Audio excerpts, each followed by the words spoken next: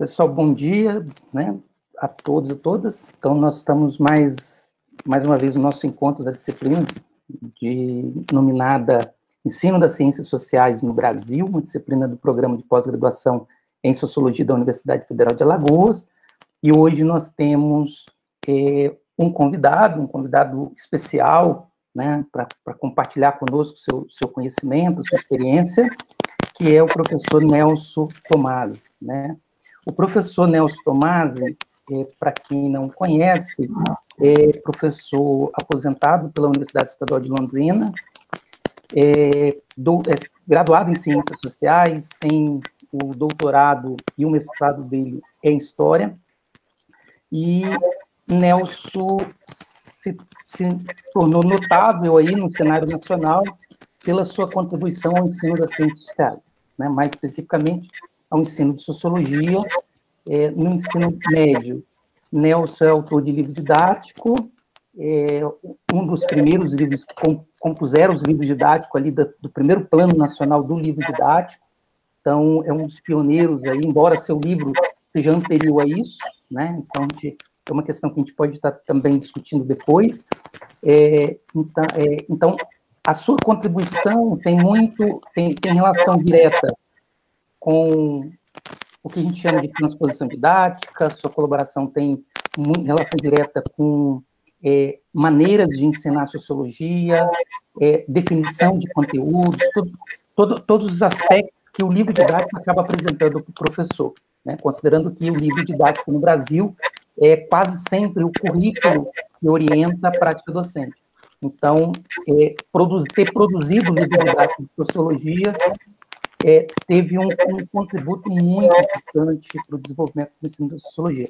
Então, Nelson, muito obrigado por aceitar estar conosco nesta manhã, né, manhã de terça-feira, e seja muito bem-vindo, e aí eu passo a palavra para você fazer a sua exposição.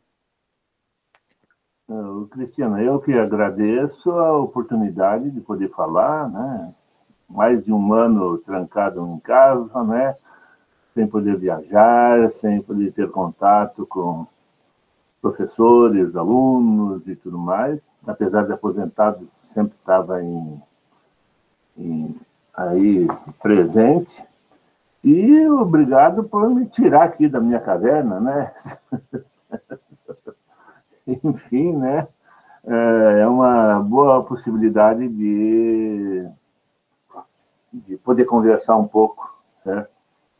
Então, o tema que você me pediu é trabalhar com conteúdos de ensino de sociologia. Então, acho que inicialmente devo fazer uma distinção, né, entre conteúdos de ensino de sociologia do ensino superior e do ensino médio. No ensino superior, eu não vou tocar, porque eu acho que isso aí daria um debate imenso, certo? E eu já tenho posições firmadas, claras sobre isso, já falei muitas vezes, né? Ou seja, que no ensino superior, nas ciências sociais, nós temos um bacharelado que não forma bacharéis, né? Ele forma indivíduos para fazer pós-graduação, que depois se tornam professores sem nunca terem entrado em sala de aula, né? Nunca terem feito licenciatura. E forma licenciados para o ensino médio, certo? Então, no caso dos licenciados, a minha posição também já é muito conhecida, ou seja, nós estamos formando professores da mesma forma como eu fui formado, né, há mais de 50 anos atrás. Nós, sociólogos, cientistas sociais, que acreditamos sempre em mudança, né, e proclamamos a ideia de mudança e transformação, não conseguimos transformar um currículo, certo? Há mais de 50 anos. Muda-se coisas, detalhes aqui e ali, mas não mudamos um currículo, certo? Mas isso é uma coisa que vamos deixar de lado, podemos discutir em qualquer outro momento essa questão do que é um currículo para ciências sociais. Quanto ao... Deixa eu apagar um pouco isso aqui, né? Porque tem uma chamada aí. Muito bem. Quanto ao ensino médio, eu creio que nós temos que pensar em algo que envolva os alunos. E, ultimamente, nessa pandemia, estando em casa, né, e fazendo reflexões, autorreflexões sobre o que já escrevi ou não, eu cheguei à conclusão de que, lendo as coisas, vários autores, né, que a nossa escola tem uma incapacidade de falar do presente. Esse é o pressuposto do qual eu vou partir. Veja, nós falamos de muitas coisas, mas normalmente não falamos do presente.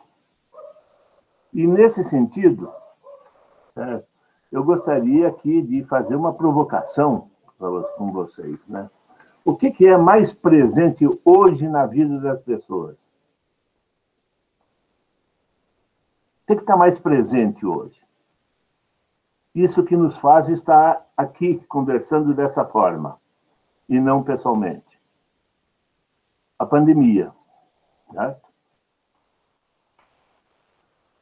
E é sobre isso que eu gostaria de propor uma reflexão, né? Ou até uma provocação de fazer um programa em cima da ideia de pandemia. E começando com uma variação do tema, que seria a sindemia, né? Que é a pandemia num determinado contexto social. Depois vocês procuram aí essa definição de sindemia. E se vocês...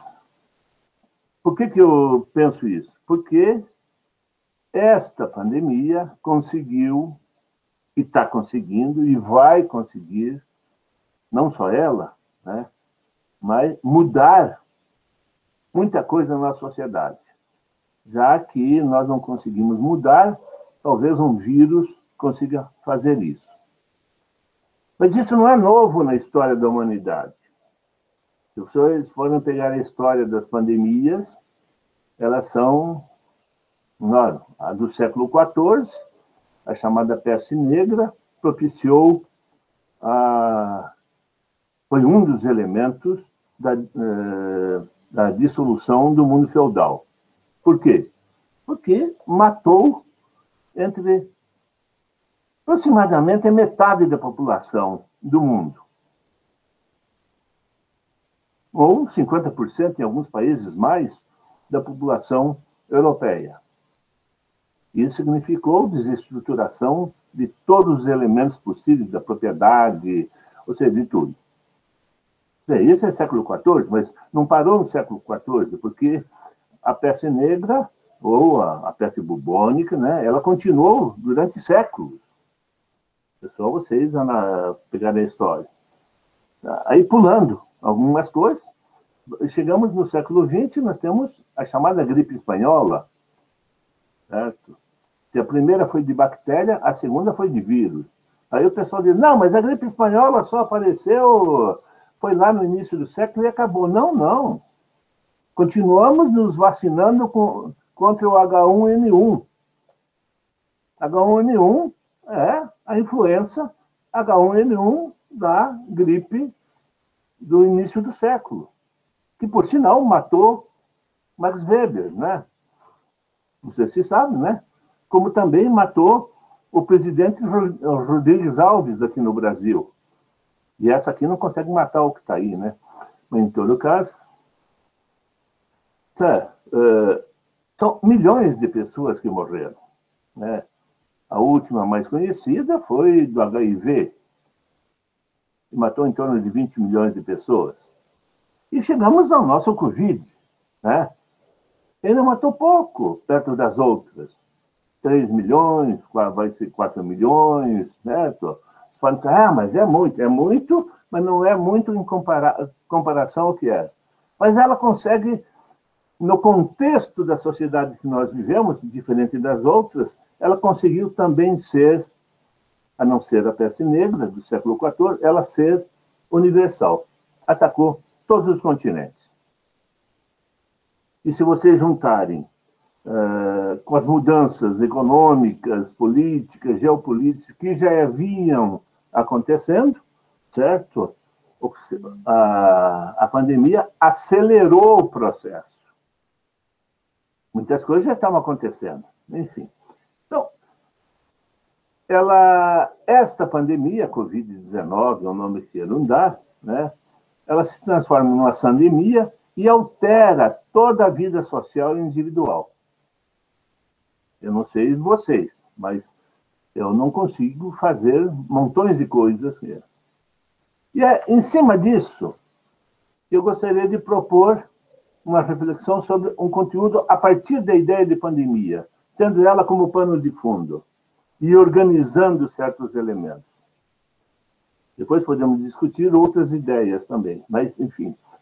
E eu acho que a primeira questão num programa que eu colocaria a partir dessa discussão seria o que está sendo chamado de negacionismo. Ou seja, nós temos várias formas de conhecimento, correto? Desde o conhecimento do senso comum, que é uma forma de conhecimento, né? O conhecimento mítico, religioso, filosófico, conhecimento científico, conhecimento artístico, literário. Ou seja, são formas de apreender o mundo. Nós, como sociólogos, cientistas sociais, nos atemos muito mais ao conhecimento científico. Mas não é que os outros não permeiem o nosso universo. Mas vejam bem. Então, aparece um discurso, hoje chamado de negacionismo, e eu não vou entrar aqui nos aspectos psíquicos do negacionismo, porque é uma outra discussão, mas dizer que o negacionismo é fruto da constituição de uma dada sociedade na qual nós vivemos. Eu vou fazer apenas algumas indicações, e depois podemos discutir mais. Então, primeiro, temos o que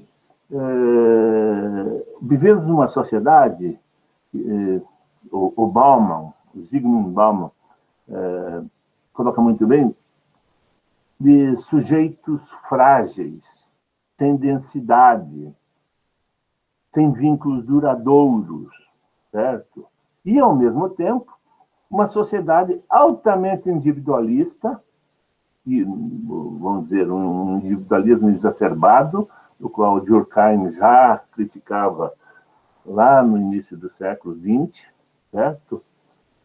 Junto com o que o Bourdieu fala que é a doxa, a opinião. Então, junta isso num pacote, o indivíduo diz, eu sou mais eu penso, e o que eu penso é o que vale, certo? Com uma personalidade ou sujeitos frágeis, certo? Muito bem. Aparece a pandemia, e o que acontece? Esse sujeito individualizado que tem opiniões, encontra o quê? Encontra um líder político que é espelho disso, que não vacila, tem certezas absolutas, que promove a adesão irrestrita, certo? E ele vai encontrar, dentro da incerteza que a pandemia cria, uma certeza em quem acreditar.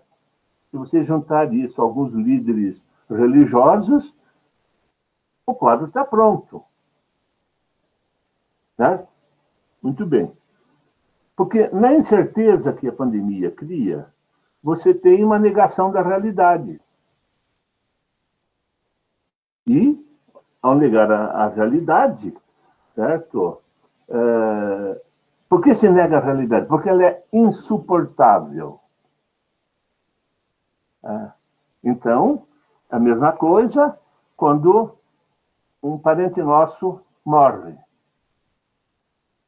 Um dos primeiros estágios do luto é o quê? É negar que a coisa aconteceu. Depois, você vai se adaptando, né? E vai tentando montar uma vida sem esse parente.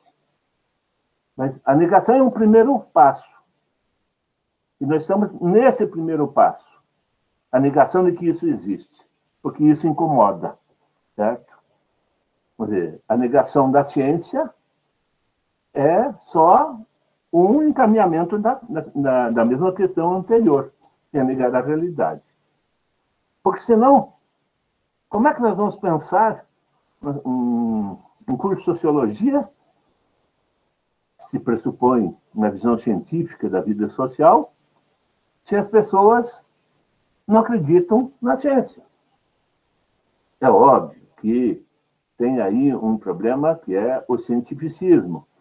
Foi vendido para essas pessoas que a ciência daria certezas, quando, na verdade, a certeza na ciência é sempre provisória.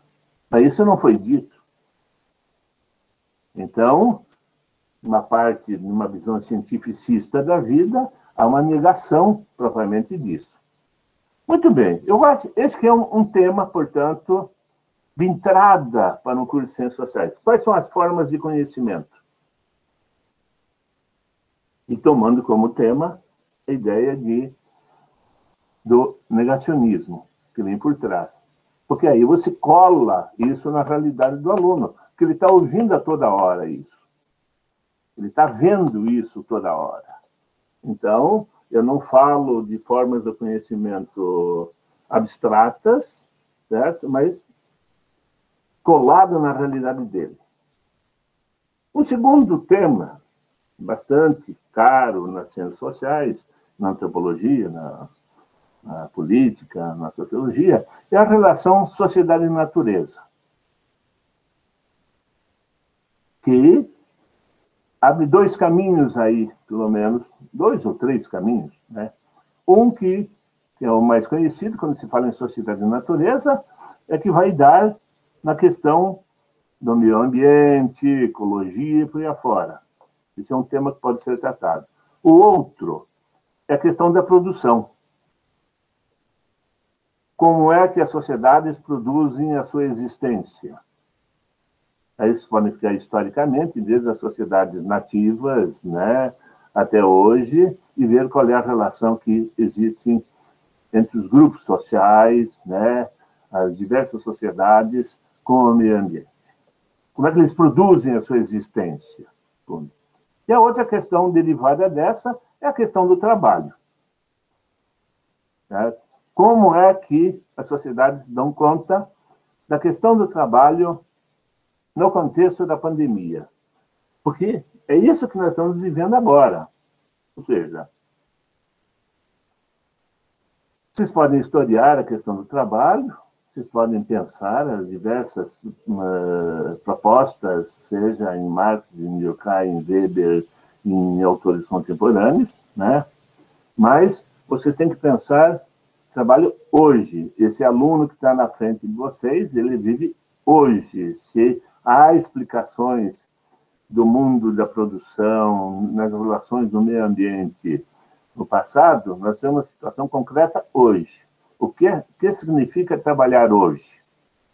O que significa produzir hoje? Mesmo que você faça essa cronologia toda. O que significa trabalho remoto? Né? O que significa delivery? Ou entrega em casa? Que você não tem que mais, você não precisa mais nem cozinhar, né? Não precisa nem fogão, no máximo um forninho se quiser, senão a comida já vem quente. O que significa a ideia de, entre aspas, uberização? São temas, tá aí, tá aí. O que significa o trabalhador ficar trabalhando com máquinas e ser na própria empresa. Ou seja, decorrente disso, temos que discutir o desemprego ou a ideia do sem possibilidade de trabalho, aquilo que Bauman chama de as vidas desperdiçadas, que não tem espaço, não tem lugar mais na produção. E, como pano de fundo, também a possibilidade de uma renda universal, certo? Imaginem a possibilidade, utopia ou não, de todos receberem uma renda fixa, R$ 1.000 por mês. Ou seja, vejam bem, são decorrências que envolvem o cotidiano dos nossos alunos, das pessoas. Isso não implica vocês discutirem todas as questões de trabalho, meio ambiente, produção, relação homem-natureza e coisa, em diversos autores. Mas vocês têm como ponto de partida uma situação concreta hoje, e não uma referência abstrata. Olha o que aconteceu. Não, parte de uma situação hoje e vai. Muito bem.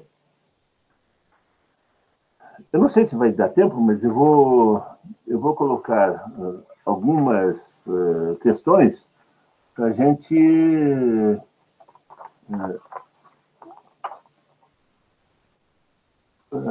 possibilidades que são, como é que eu diria, clássicas a partir de uma realidade de hoje.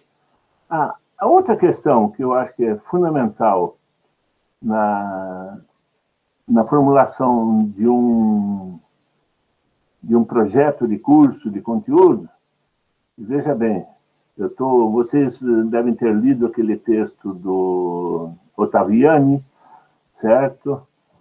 Então, vocês devem ter alguma referência, e eu estou fazendo mais ou menos algumas coisas no que ele fala.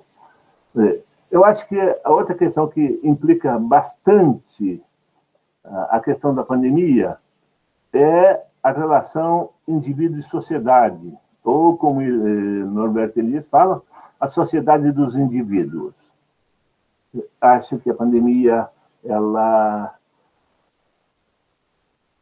bagunçou isso de maneira bastante clara.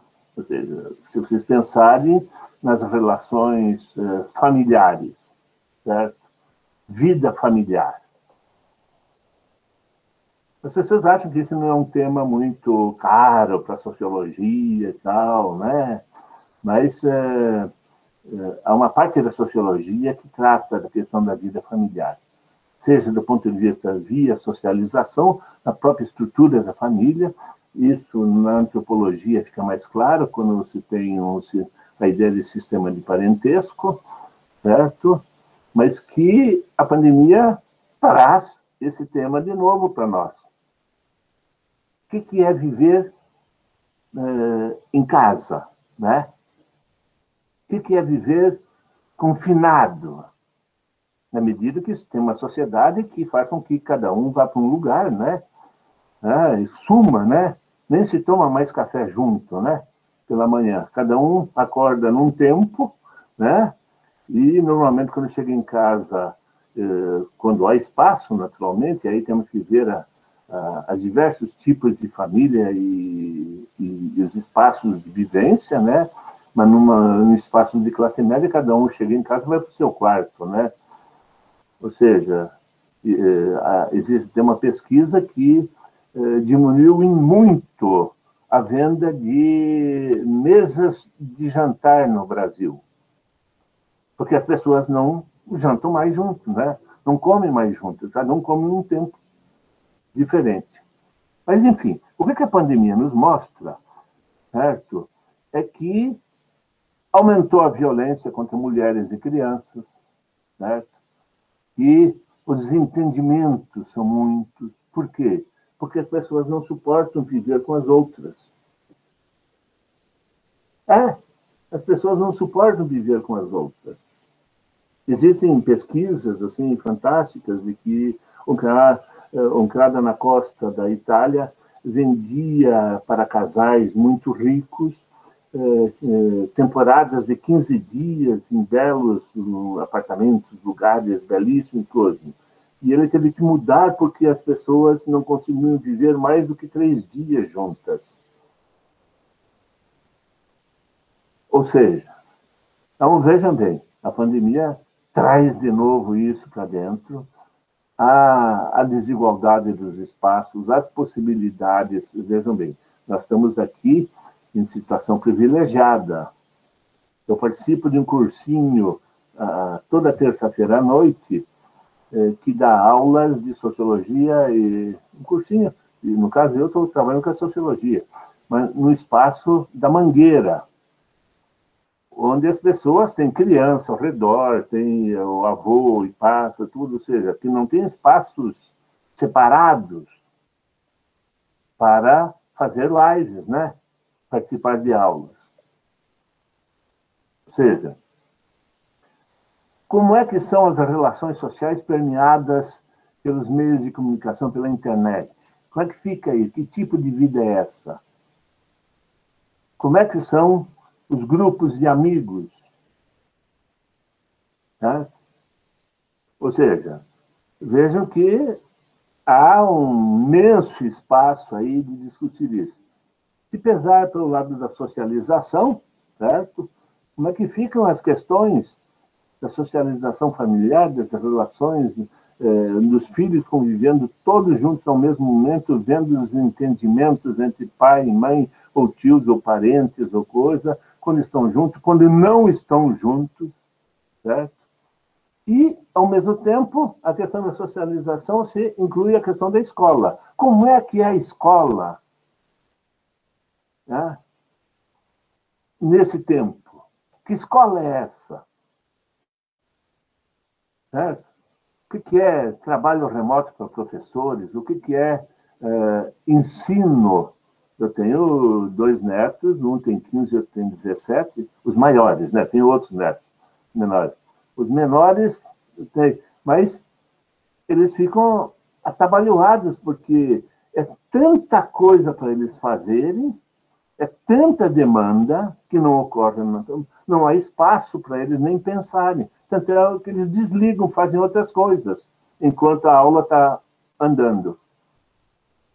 Ou seja, que tipo de socialização sai daí agora? Né? Muito bem. Esse é um outro tema. Ainda tenho tempo? Tenho, mais alguns minutos. Vou pegar, então, mais 2 temas só, para depois a gente pode ir. Outro tema que eu acho que é preponderante, presente nesse momento de pandemia, é o tema poder, dominação, Estado. Né? Ou seja, só para vocês pensarem, a ideia é de 2 formas: um Estado mínimo, neoliberalismo, um Estado forte, o que é chamado de socialismo de mercado. Um resolve a questão da pandemia, o outro não. Quais são os mecanismos de intervenção no mundo social, intervenção no mundo no serviço de saúde, certo? A emergência de uma necropolítica, a reemergência de uma visão fascista de mundo, onde a violência é o paradigma, tá?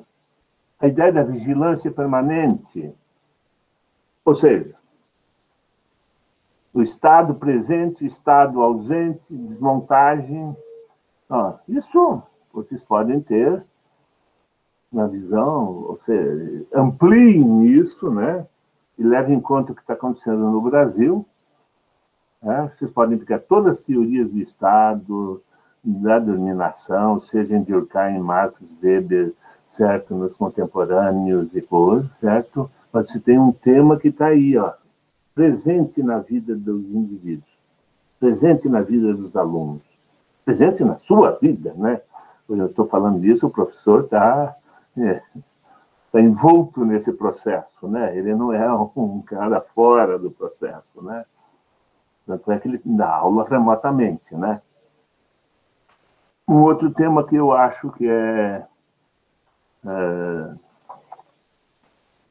fundamental nesse momento é a ideia de cultura, diversidade cultural.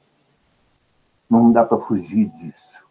Ou seja, a pandemia nos traz isso, assim, na cara, toda. Por quê? Vou pegar por um tema que é um tema talvez mais clássico, um tema que vem desde os neandertais e coisas, que é um tema pouco trabalhado nas ciências sociais, que é a questão da morte. Ou seja, há uma negação disso, né? Não quero mexer com isso. A antropologia trata muito bem disso. A questão da morte e a questão do luto. Que o luto é uma coisa que é trabalhado desde a antiguidade, ou seja, não fazer o luto deixa marcas profundas, duradouras na vida das pessoas. E hoje está sendo impedido isso. Ou seja, o ritual, né, os rituais funerários que vêm desde os antigamente, mas bem antigamente, né? Vejam que, de repente, isso é negado. Você não pode.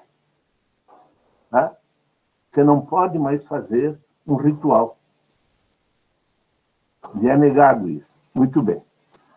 Por outro lado, podemos ver como que a questão da pandemia e o enfrentamento da pandemia a partir de diversas culturas, seja desde a cultura indígena, nativa, certo? Que se isola do mundo, dos brancos, vai para a floresta. Por quê? Porque eles têm essa experiência aqui no Brasil, né?